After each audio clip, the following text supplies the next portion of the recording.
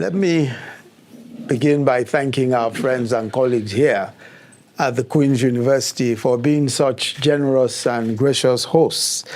And in particular, Dr. Terry Shearer, Provost and Vice Principal, Academic, Dr. Sandra Den Alter, Vice Provost International, Dr. Jane Philpott, Dean, Faculty of Health Sciences, and so many others who have made our coming here today so worthwhile and who have been great collaborators and friends, as we've heard, for years now, and especially in the very recent months.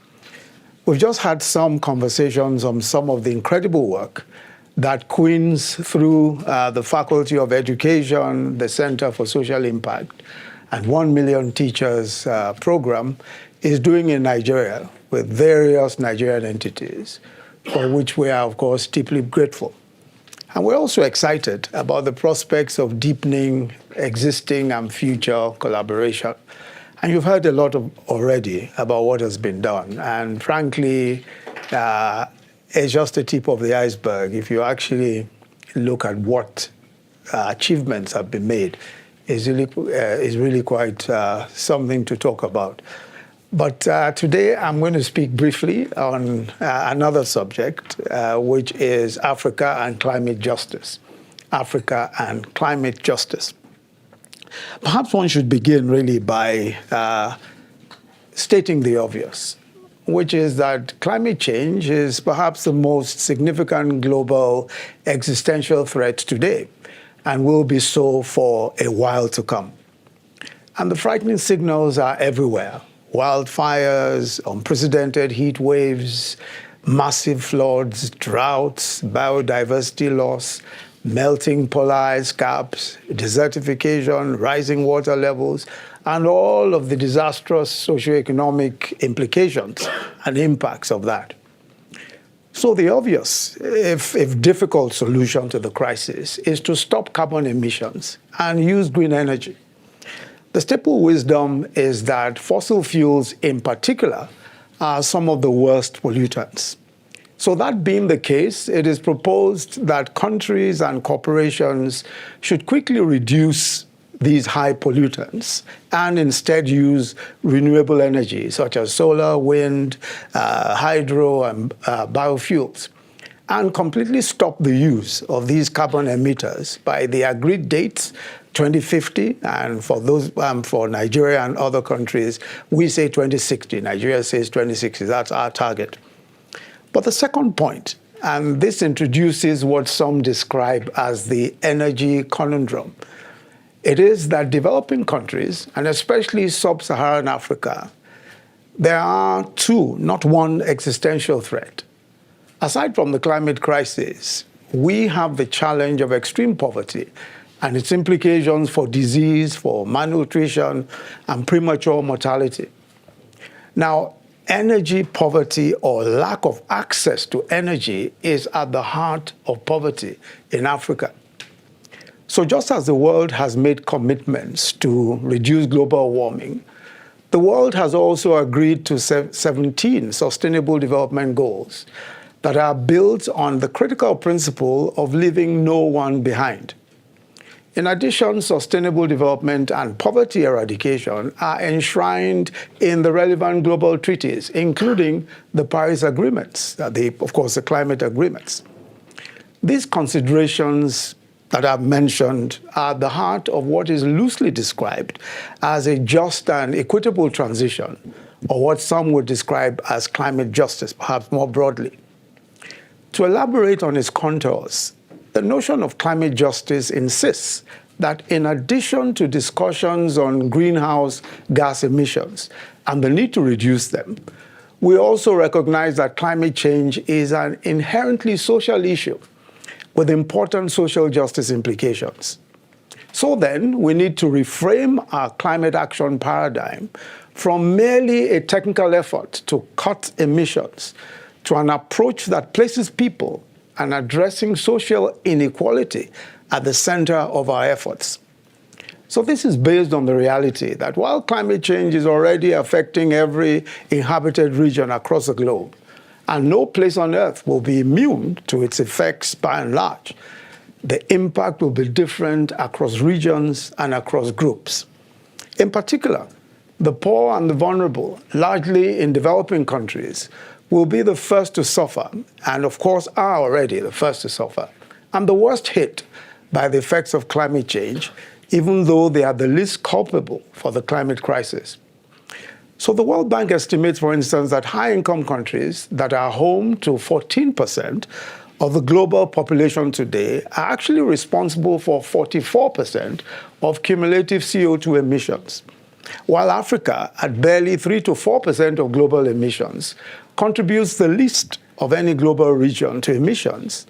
So Africa is, by current estimates, despite the low contribution, warming faster than the global average and experiencing greater increases in sea level rise. The Sahel region, which is a region which covers most of North Africa and including northern Nigeria, has recorded vegetation loss, leading to a sharp rise in conflicts between farmers and herders. And I'm sure several, perhaps Nigerians who are here, will understand that, because there are many conflicts between farmers and herders, and that has led to dislocation of huge numbers of people in the north of Nigeria, in the northwest, in the northeast, and even in the north central of Nigeria. Southern Madagascar, for instance, is experiencing what the United Nations today describes as the world's first climate change-induced famine. In Nigeria, we're currently also grappling with the catastrophic effects of floods that have affected 34 of our 36 states, displacing over 1.4 million people and destroying over 100,000 hectares of farmland and causing close to 600 deaths to date. The ADB, the African Development Bank, estimates that African economies are already between 5 to 15% smaller because of climate change.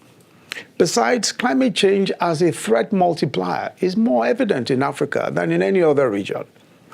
Under a 3 degrees centigrade warming scenario, Africa is expected to lose up to 30% of current growing areas for maize and banana and 60% for beans by 2050, which would of course mean that many more Africans would suffer from hunger and famine.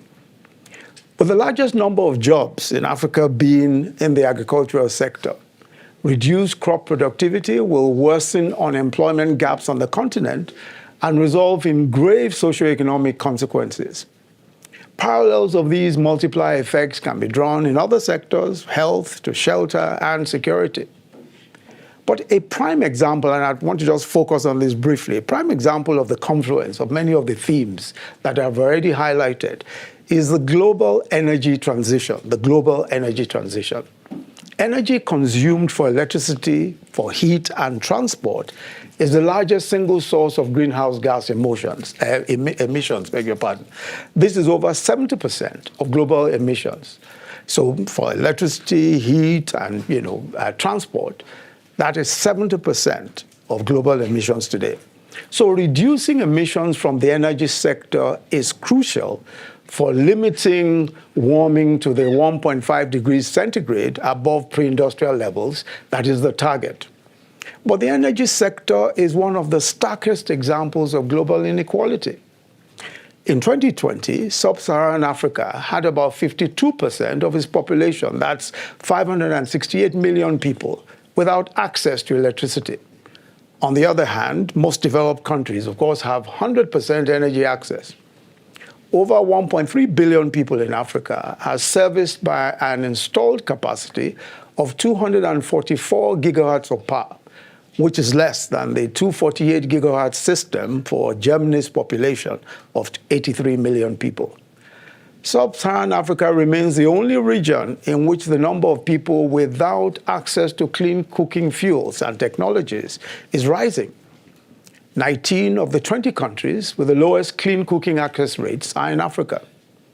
In practical terms, these energy deficits produce staggering effects. Furthermore, gender inequities are exacerbated, and millions of women and children suffer from critical health conditions. Again, due to the electricity deficits, half of secondary schools and a quarter of health facilities in sub-Saharan Africa have no power. In addition, though Africa's current unmet energy needs are huge, future demand will even be greater as populations expand and people move into the middle class and rapid urbanization continues. Mitigation efforts such as electrification of heating, of cooking and transportation, as well as adaptation efforts like keeping people cool and safe in a warming climate, will also require even more energy. So for many gas-rich but energy-poor countries in Africa, such as Nigeria, we recognize the role that natural gas, being a much cleaner fossil fuel, must play as a transition fuel in the short term to facilitate the establishment of baseload energy capacity, that's for industry, and address clean cooking deficits in the form of LPG. But there have been very strong resistance to this. Several global North nations have placed restrictions on the use of development funds for natural gas infrastructure in Africa, with ripple effects, of course, in the private financial sector. While the US and others have created some exceptions in their policies, the intended flexibility is not yet clear, and we have not seen most of that anyway in practice. But many of these same countries include gas as a major pillar of their multi-decade decarbonization strategies. And several others fired up decommissioned coal plants in the wake of the Russian-induced energy crisis this year. So clearly, limiting the development of domestic gas projects, which is a critical energy transition pathway for Africa, violates the enshrined principles of equity and justice and poses dire challenges for African nations while making an insignificant dent in global emissions.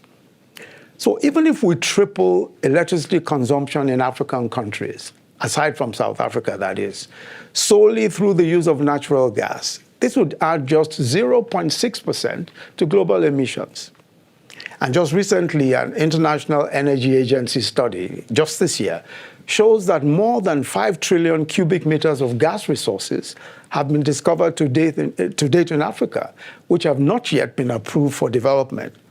These resources, they say, could provide an additional 90 BCM of gas by 2030. And this will be vital, of course, for fertilizer, for steel, cement industries, and water desalination. But the cumulative CO2 emissions from the use of all of these gas resources over the next 30 years will be an additional 10 gigatons. And if these emissions are added to Africa's cumulative total today, they will bring its share of global emissions to a mere 3.5%. The EU sub-region alone does 8% today already. So the point that must be made is that it is unfair that while many global North countries recognize the need for a wide range of options and different pathways to net zero for themselves, the same courtesy is not necessarily extended to Africa. In terms of financing, the inequities are also striking. The International Energy Agency reports again that emerging and developing economies currently account for 2/3 of the world's population, but only 1/5 of global investments in clean energy. Africa, which is home to 18% of the global population, only receives barely 3% of global energy investment. So of the $2.8 trillion, that's US dollars, invested in renewable energy from 2000, that's the year 2000, to 2020, only about 2% of that, $60 billion US dollars, came to Africa. The IEA estimates that Africa needs $133 billion annually in clean energy investments to meet our energy and climate goals between 2026 and 2030. That's, barely a 4-year period. However, annual investments in renewable energy stands at only $9.4 billion on the continent.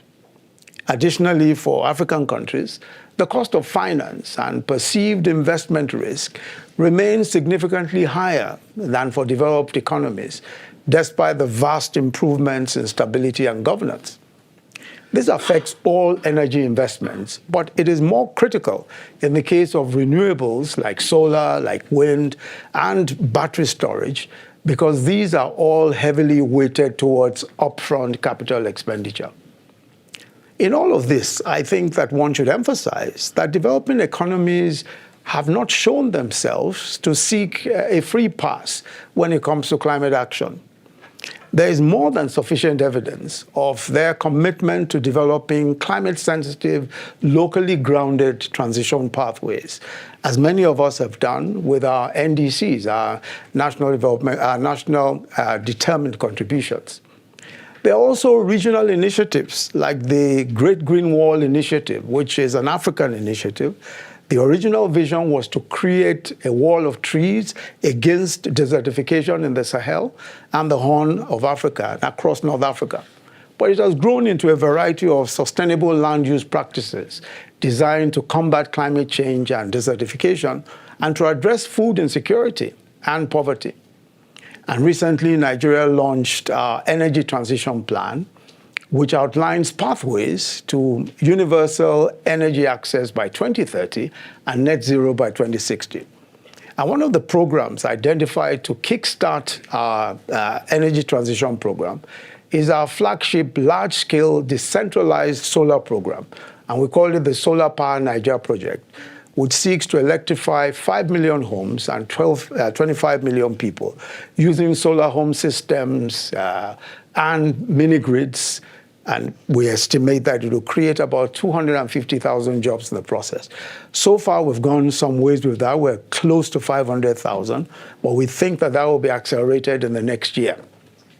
The project builds on the successes from the Nigeria Electrification Project, which also seeks to increase access to electricity services in the country, and has so far provided over 1.7 million people with electricity access.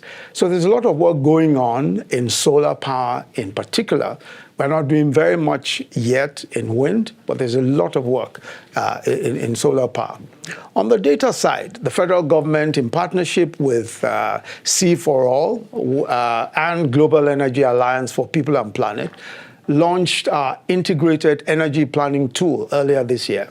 The tool is powered by extensive geospatial modeling and optimization, as well as the most recent data to provide actionable intelligence for planning the expansion of least cost access to electricity and clean cooking in our nation. So as a global community, I think it's important that we have to acknowledge the differences between groups in how they experience climate change, and ensure that the process for making decisions about the impacts of and the responses to climate change are fair and they're transparent, and determine how the costs and benefits of climate action will be equitably shared. And I think a big win for those of us who followed the proceedings in Egypt at COP27 was the Loss and Damage Fund, which is to compensate poor countries for climate change-related loss and damage. Although we're not at the point yet where we're sure of how the funds will come together, or how, for that matter, you'll determine who has suffered loss and damage and how, and whether it will be adequate for the purpose. But we're happy at least that we've made progress, because the Loss and Damage Fund at least was one that many of us fought very hard for, and were able to get it at COP27. So a just approach, what would be just and fair to the global energy transition, should recognize, in my view, at least the following. One is that developing economies must have universal access, universal energy access at levels sufficient for dignified livelihoods and economic growth. Two, that energy transition must place energy access for both consumptive and productive uses, as well as the required policy flexibility, financial and technical support at the heart of climate action. And we cannot have climate action that does not take these issues into consideration. Three, that making capital available for the build-out of energy systems is central to reaching the goals of the Paris Agreement. And four, that to meet its decarbonization obligations, Africa needs both conventional and development and innovative mechanisms like debt for climate investments, carbon trading, etc. By the way, there's a lot of work going on voluntary carbon markets. We're collaborating with several African countries and Colombia in trying to deepen our climate finance alternatives, and the voluntary carbon market is one of the very major initiatives which again was announced at COP27 and which we hope will be a pathway for not just raising climate finance capital, but also for accelerating decarbonization efforts. And we heard today at our earlier meeting about some of the carbon capture options that are being explored here at Queen's University, and we hope that we'll be able to benefit from all that effort. And 5, that we must lift inhibitive development finance restrictions and upscale technology transfers to ensure that developing regions have access to the latest energy innovations and can build local industries on fair terms. And finally, that the race to net zero must not leave Africa in the dark. Thank you all very much for your kind attention. Thank you.